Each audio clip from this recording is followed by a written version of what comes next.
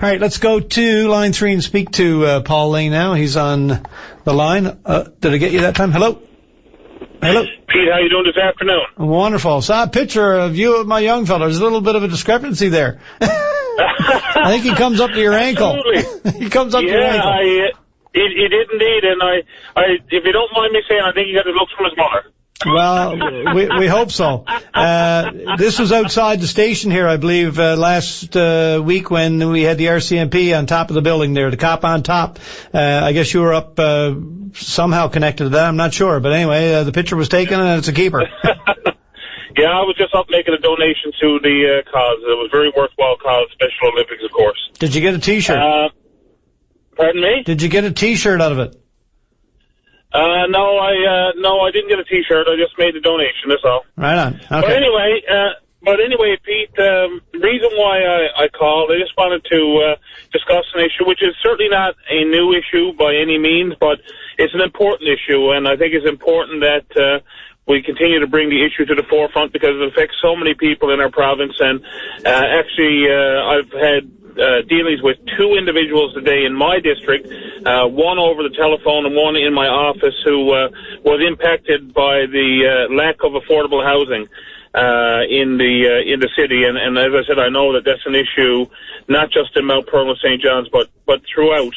And, you know, in both cases, you know, we have two separate individuals who are getting up there in age. They both have issues, medical and otherwise, and are in desperate need of assistance. One particular person was, living in an apartment. The rent has gone through the roof. She can't afford to live there. And another individual was living with a family member who's now selling the home and moving on, and she finds herself in need of housing as well. And, you know, I've said many times on your show, even when I was on, when I sat across the other side of the House Assembly, and I'll acknowledge it today, that, you know, there's no doubt the province, the government has put significant resources into housing, and they put money into other good programs like the home heating rebate and the provincial home repair program, residential energy repair.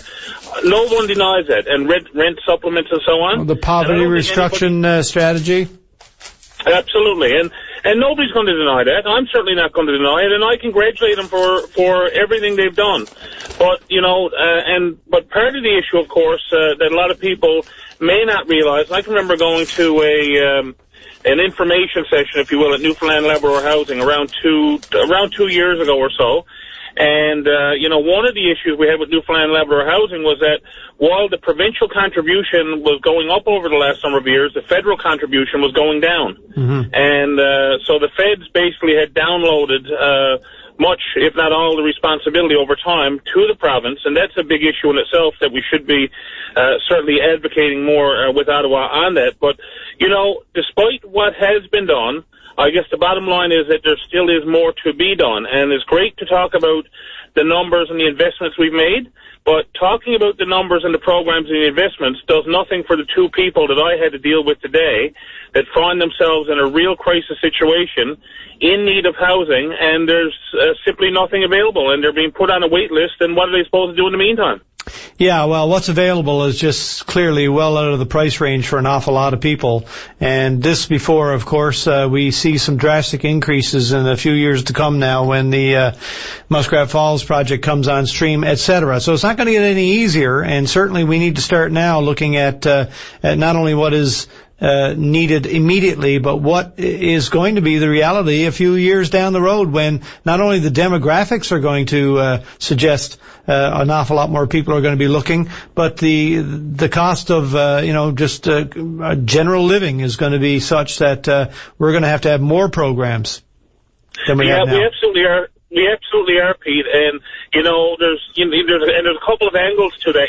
One is, of course, people that are, of working age and so on that are making the lower incomes, and they simply can't afford to pay rent. They can't afford a home in this economy, and they're falling through the cracks. And that's one issue we have to deal with. And then another issue we have to deal with, which I have in my community, and I hear all the time as well, is the issues of affordable seniors housing. And we have a lot of seniors on fixed incomes and the waiting lists up at places like Masonic Park, by way of example, in Mount Pearl, I mean, you're waiting 5 or 10 years on a wait list to get a place, and people just, you know, what do people do in the meantime? And so, you know, again, I'm not downing any of the programs that currently exist. I think they're great programs. I think they're needed programs for sure.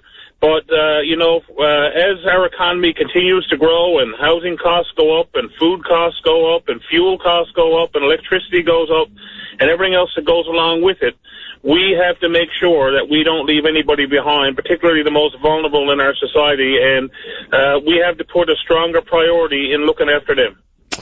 Boy, it's going to be tough. It's a huge challenge for whoever's handling the ship down the road. You know, it's well past the time we should be further ahead on this. But, you know, seniors and young people live differently, too. I know awful lot of young people live on top of each other. There's a bunch of them in a house or an apartment, and they're like, you know, several people in the same room, and they sort of, you know, are a little less stuck in their ways and able to maneuver up and down stairs, steep stairways, and all that sort of thing. Seniors can't do that, and it's a whole different ball of wax when it comes to people later in years and what they need and what they have to have. So it's an important subject, and we need to keep that one on the radar for sure.